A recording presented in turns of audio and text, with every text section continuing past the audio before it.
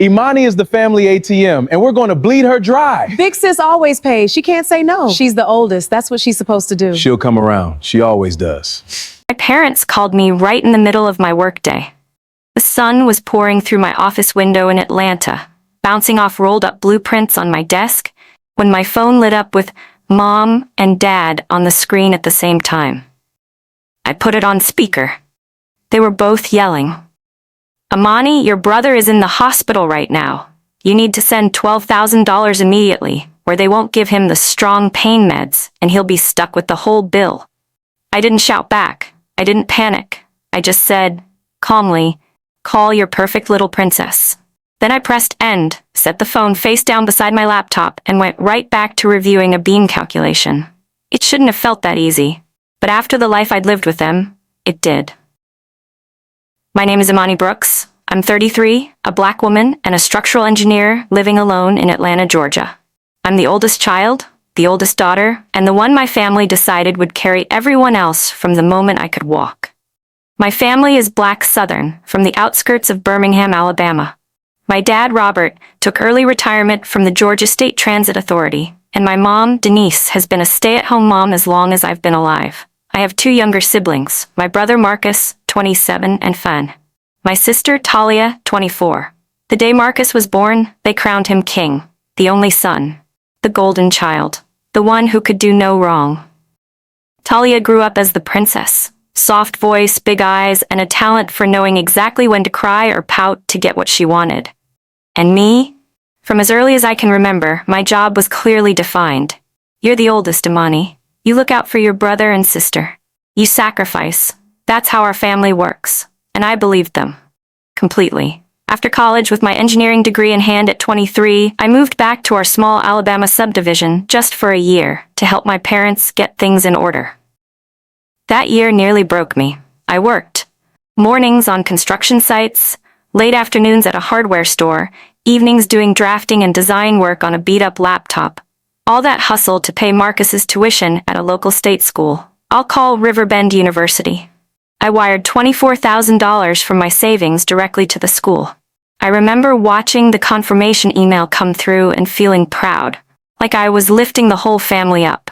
A year later, he dropped out. "Classes just aren't my vibe right now," he shrugged, like we were talking about a shirt he didn't like. My mother hugged him. "You'll figure it out, baby. You're a man. You'll land on your feet." My dad took him to a football game in Atlanta to clear his head. Nobody mentioned the $24,000 again. Not once. A few years after that, Talia finished high school and slid right into her own celebration arc. My mom called me at work, tears of joy in her voice. "Your baby sister did it, Imani. We want to get her something special. She deserves it." 2 weeks later, I was signing papers at a dealership under bright fluorescent lights while the Alabama sun blazed outside. I co-signed for a bronze Canyon Rover SUV, not brand new, but shiny enough that strangers stared when she drove by. 4-year loan, about $430 a month. Payments drafted straight from my account. Talia texted me, "Thank you, big sis. You're really that girl." Then she posted a picture with the caption, "Big sis goals." The comments were full of fire emojis and, "You're so blessed." Nobody tagged me when the payment hit my account every month. It didn't stop there. My mom called one afternoon panicking. "Imani, the cards are maxed. I don't know what happened. We're behind. We can't breathe." When I asked what was on the cards, she finally admitted. Custom gaming setups and chairs for Marcus designer clothes, wigs, lighting, props, and equipment for Talia's content. The balance, just under $11,000. I stepped away from my drafting table, leaned against a sunlit wall, opened my banking app, and transferred the entire amount. Mom sobbed with relief. "This is the last time. I promise, baby. We're gonna get on a budget. We won't ask again."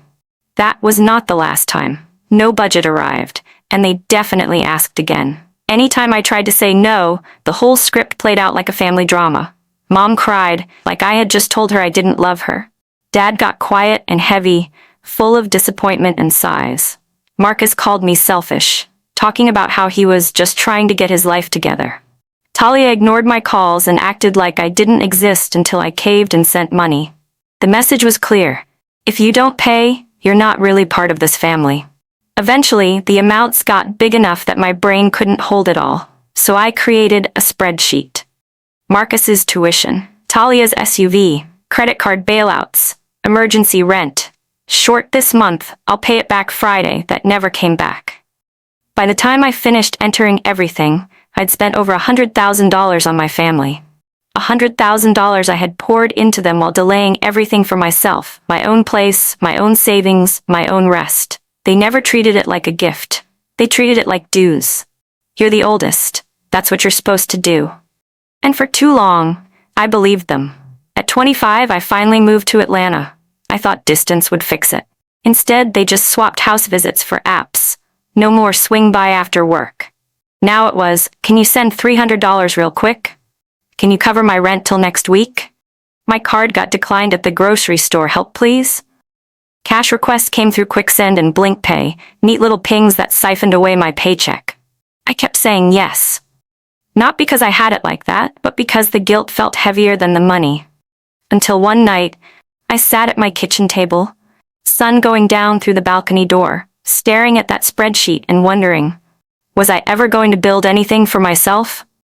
Or was I only put on this earth to patch the holes they kept punching in their lives? That was the first time I realized something ugly and true. They didn't see me as their daughter. They saw me as a resource, and one thing about resources, you can use them up. I was starting to feel dangerously empty. That's when Marcus had his big reset trip, and that's when everything truly snapped. Divide it into scenes first. It started with a ping in the family group chat one bright Tuesday afternoon. Marcus dropped a flyer and a wall of text. Headed to Suncrest Bay Resort and Casino on the coast this weekend. Just need a reset. Clear my head, get right, you know? The flyer was ridiculous. Palm trees, white buildings against blue sky. Slogan, live like you already made it. He added, going with my boy Jordan Price. His family got connections out there. Jordan was the friend whose dad owned car dealerships and small shopping centers across the Southeast. Old Southern money, but not billionaire money. Before I could even respond, my mom slid into the chat. We're so happy Marcus is taking care of himself. Your father and I covered the flights in a suite. He deserves something nice. A few seconds later, my sister joined in. I'm going too. Content trip. Sunlight, pool looks, brand work. Don't worry, big sis. I'm riding with Jordan. Zero cost to the family fund. I stared at the screen. They said suite. They said coast. They said covered. All I saw was debt. I didn't argue. It never helped. I just typed, okay, be safe. But in my gut, I already knew who would get blamed if anything went wrong. They flew out Thursday morning. The Atlanta sun was high and sharp when I stepped onto a job site, hard hat on, clipboard in hand. During a break, I checked my phone. First thing I saw was Talia's story on Pickstream. She was standing in front of a private aviation terminal, sunshine bouncing off her neon sundress and a brand new Marcelli tote bag. Marcus and Jordan were blurred in the background, laughing with a guy in a polo. Caption, Suncrest Bay, here we come. Thank you, Mommy and Daddy. I screenshotted it and texted Mom a single question mark. She replied immediately, we only helped Marcus with a little money for safety, baby. Talia said she's covering herself, and Jordan is handling the rest. Don't stress. I stared at the message for a long moment. I knew my parents. I knew their bank accounts. And nothing about a private terminal and coastal resort screamed, little money. By early afternoon, my feed turned to their personal commercial. They walked into a 2-bedroom sky suite at Suncrest Bay. Floor-to-ceiling windows looking over blue water, a balcony with white lounge chairs, a dining table already set outside under the sun with fruit and sparkling drinks. Talia panned slowly through the rooms. Y'all, look at this bathroom. Look at this view. This is what God's favor looks like. Marcus threw himself across the bed dramatically. Jordan popped a bottle of something bubbly by the balcony. Later came a video from an outdoor terrace restaurant overlooking the coastline. Lobster, steak, grilled fish, and appetizers covered the table. The sun made everything look like a commercial. Marcus captioned, we don't do small resets. We do big ones. People in the comments ate it up. And all I could think was, my parents told me they gave him $2,500. That doesn't stretch this far without someone lying. The next morning, while sunlight poured into my Atlanta apartment, I checked my phone before work. Huge mistake. More stories, more posts. They were in a white Sprinter limo pulling away from the resort. Then on a daytime catamaran, music loud, sun sparkling off the water. Marcus spraying sparkling wine over the rail, while Talia danced at the front of the deck, doing transitions for her content.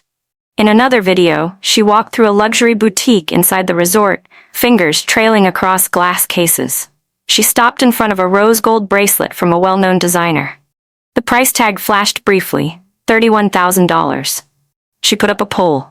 Rose gold or white gold, y'all? Most people voted rose gold. I watched the bar fill up and felt sick. Late that morning, Marcus FaceTimed me from the casino area, near big windows where sunlight spilled across the patterned carpet. "Look where we at, sis," he shouted, grinning. He flipped the camera around. Jordan was laughing with a server carrying a tray of fruit drinks. Talia was sitting by the edge of an outdoor pool, taking selfies, showing off a new swimsuit and the resort behind her. "Jordan got us into the VIP area," Marcus bragged. "Outdoor cabana, food, bottles, everything. You should see the spread. It's crazy." I spotted a sunny cabana in the background, bottles on the table, platters of shrimp and sliders, a little sign with their names scribbled on it. "How much is all that?" I asked. He waved the question away. "Jordan's dad put it on his premium account. We good. And listen, just want to say thanks for always having our backs growing up. For once this one's on us." He blew a kiss at the camera, laughing. When the call ended, I sat there staring at my reflection on the black screen. Suncrest Bay. VIP areas, designer jewelry, private terminals. And my parents, who had cried over a $600 power bill not too long ago, were not to be stressed over. The math was not mathing. So I did something new. I muted the family chat, turned off social media notifications, slid my phone into my bag. Then I went for a walk through a nearby park. Kids playing, people grilling at outdoor tables, sunlight catching on foil pans and folding chairs. For once, no one needed something from me in that moment. I let myself breathe. I had no idea that in less than 2 days, the same people parading their soft life in the sun would be calling me in a panic, begging me to rescue them. And that I would finally say no. Saturday was beautiful in Atlanta. Sunlight filled my apartment. I made breakfast, opened my balcony door, and let warm air in while I tidied up and ran laundry. I'd kept my phone on silent since the day before. It felt like a small rebellion. But around early afternoon, it started vibrating non-stop across the table. Mom, Dad, Mom again. Unknown numbers with out-of-state area codes. After the 5th call, I picked up. "Amani." My mother's voice tore through the speaker, loud enough to make me flinch. "Your brother is in the emergency room. They say he's got cracked ribs. He can barely breathe." Dad's voice came next, tight and rushed. He got into it with security at the casino. They took him down hard. He's at Riverview Medical Center in Suncrest Bay. They're saying they won't give him the stronger meds or move forward with treatment unless we put $4,000 down. He inhaled sharply. "They're holding his ID because he signed a small casino marker he can't pay. He's begging for you, Amani. He keeps saying, 'Call my sister, she'll fix it.'" Mom jumped back in, sobbing. "We tried. We maxed every card, Cash App, Blink Pay, everything keeps declining. Please just wire it. We'll pay you back Monday. I swear to God." Something in me went very still. My heart was beating hard, but my voice came out flat and steady. "Why can't you two pay it?" Silence. Then a shuddering inhale. "Because we gave him everything we had for the trip," Mom whispered. "We thought he'd be fine. You're the strong one, baby. You always fix it." There it was, laid bare. I took a breath. "Call your perfect little princess." And I hung up. Then I turned my phone off completely, set it on the counter, and went back to folding clothes in a patch of sunlight on my living room floor. For the first time in my adult life, I chose myself, and it felt quiet, almost peaceful. Hours later, when I turned my phone back on, it practically had a meltdown. Dozens of missed calls. Texts stacked up like a wall. Voicemails from Mom, Dad, unknown numbers, even the hospital. And Talia? She had gone straight for public execution. She posted a crying selfie from a bright hospital hallway, mascara streaked, sunlight hitting the floor tiles behind her. "My brother is in the ER with cracked ribs and can't get proper treatment because my sister refuses to send $4,000. She makes good money and is letting him suffer. Please share this." She tagged my full name, my city, my job. It took off fast. People I didn't know called me heartless. People I did know were texting, asking, "Is this real?" The hospital called to discuss payment options. The casino called about clearing an outstanding balance. My mom left voice note after voice note, swinging between begging and cursing. I made a cup of coffee, opened a granola bar, listened to exactly one voicemail, deleted the rest. My entire life, I had emptied myself every time they snapped their fingers. This time, I kept my hands in my pockets. By the next morning, while sunlight streamed into my kitchen, another call came, this time a strange number with a coastal area code. I answered on speaker while stirring oatmeal. "Miss Brooks? This is Officer Reed with the Suncrest Bay Police Department. I'm calling about your brother, Marcus," he explained in a calm, practiced voice. Marcus had assaulted a casino employee. He'd been arrested. During booking, they discovered he'd used a fake ID with my old address to open a $40,000 credit line. He was now facing charges for fraud and assault. Bail was set at $6,000 cash. The hospital still wanted $5,000 before completing rib repair surgery. "You're listed as his primary emergency contact," the officer said. "Are you able to help post bail or assist with hospital costs?" I tasted the oatmeal, needed more sugar. "No, direct everything to his parents. I'm not responsible for this." He paused. "We've already spoken with your parents. They're present but unable to provide funds." "Then they'll have to find another way," I said. "I'm not his bank." And I ended the call. The next hours were a blur of ugly. Talia started a GoFundMe titled "Help My Brother Get the Care His Own Sister Refused to Pay For." Random strangers flooded my DMs, calling me evil. Some anonymous folks dug up my work email and sent threats. Mom texted me that God was watching and I'd burn for this. A bail bondsman even called, offering to get Marcus out for a small percentage if I paid. I blocked them all. Then I did something I should have done years ago. I made myself another cup of coffee, opened my balcony door, and stood in the sunlight, breathing in air that didn't smell like panic. For once, the emergency wasn't mine. And I let it stay that way.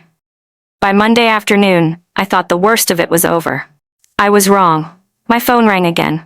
Georgia number. I almost let it go to voicemail, but something told me to pick up. It was my father. His voice sounded shredded like he'd been crying and smoking for days. "Imani," he said quietly. "I'm at the airport. We just left Suncrest Bay." He didn't waste time. He confessed everything. Marcus hadn't just started gambling on this trip. He'd been doing it for years. First online, then at local casinos within driving distance, then any place he could reach if someone would front him a room and a ride. He owed loan apps, bookies, casino credit lines, more than $70,000 altogether. My parents found out a while ago, and instead of cutting him off, they tried to fix it. They'd taken out 2 high-interest loans against the house, refinanced again when he promised he'd stop, signed whatever the bank slid across the table. The last notice came in the mail a few days before we left, Dad admitted. "If we don't pay off what's left in the next couple months, the bank takes the house." My chest went tight, but not from fear. For once, it was anger. Pure, cold anger. "So you knew he was drowning?" I said slowly.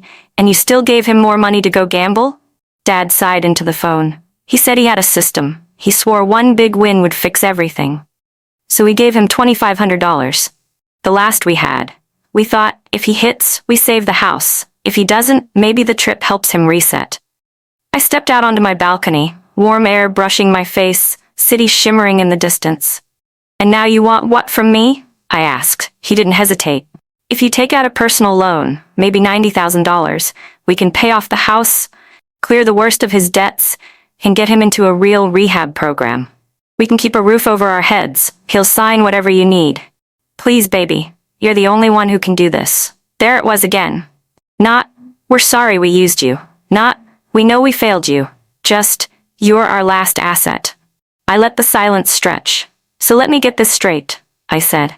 "You mortgaged the house twice to cover Marcus's gambling. You watched him keep doing it. You handed him more money for one big win. And now, after everything blows up, you want me to borrow almost 6 figures to save you from consequences you created." He inhaled sharply. "He's our son," Dad whispered. "If you don't help, the house is gone. He could do real time. Your mother and I will have nothing. Is that what you want?" I looked out at the Atlanta skyline washed in daylight. "No. I don't want that, I said. But it's what you built. And I'm done paying for it. He started crying, loud, messy sobs I'd never heard from him in my life. We're sorry, Amani. I know we put him first. I know we leaned on you too much. But we're your parents. He's your brother. Family comes first. I cut him off. You spent my entire life teaching me that family comes first means I come last. I followed that rule for 33 years. The second I stop bleeding out for y'all, I'm a villain. I'm done playing that role. He tried one last time. You're really gonna let your brother sit in jail? Let us lose the house? Marcus is almost 30, I said. He made adult choices. He can face adult consequences, and you and Mom chose his addiction over my future over and over again. You lost the right to ask me for anything. Then I said what I should have said a decade ago. I am not your bank. I am your daughter. And you don't get to spend me anymore. I hung up. My hands were shaking, but I felt more clear-headed than I had in years. Inside at my kitchen table with afternoon light catching on my laptop, I pulled my credit report and then my parents'. Every risky decision, every disaster, every signature was right there in black and white, and none of it had my name on it. Their house, only in their profiles. Their loans, theirs alone.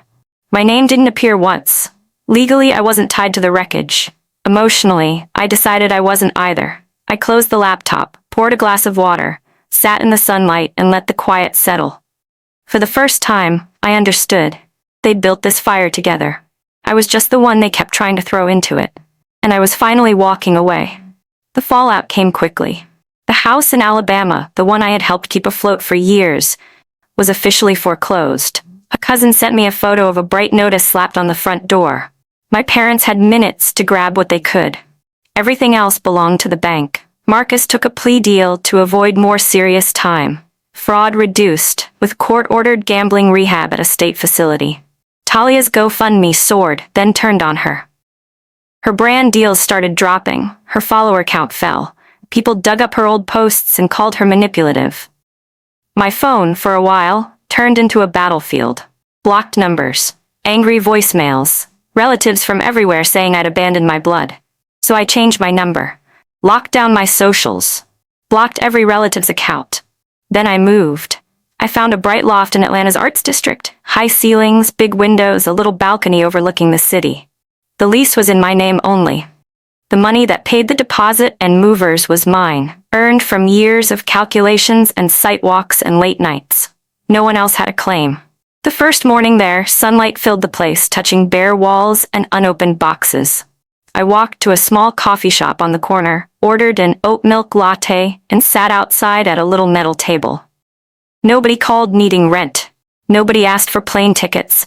Nobody sent urgent payment requests. My phone was quiet. It felt unreal. A letter did find me eventually, forwarded from my old address. The envelope was thin. My mother's handwriting was shaky on the front. Inside was a small Polaroid of me at 6 years old, dark brown skin glowing in the sun, tiny afro puffs, a big gap-toothed smile as I splashed in a plastic kiddie pool in the backyard. On the white border, she'd written, "We're sorry." I held it for a long time. I remembered that little girl, the one who brought home straight A's and got a distracted, "That's nice, baby," while everyone rushed around to make sure Marcus got to his practice on time. I thought about the teenager who stayed up late to study after double shifts so her brother could figure himself out. I thought about the woman who delayed buying a home, starting a family, even taking vacations, because every extra dollar detoured back to fix someone else's mess. Then I set the photo on top of the recycling pile and walked away. Not because I hated them. Hate takes energy. I simply had none left to give. I turned 33 that fall. On my birthday, I bought myself a small red velvet cake from a bakery down the street. I invited 3 black women from work, friends who had been there for me in quiet, consistent ways. We sat on my balcony in the early evening while the sky was still light, string lights glowing softly over our heads.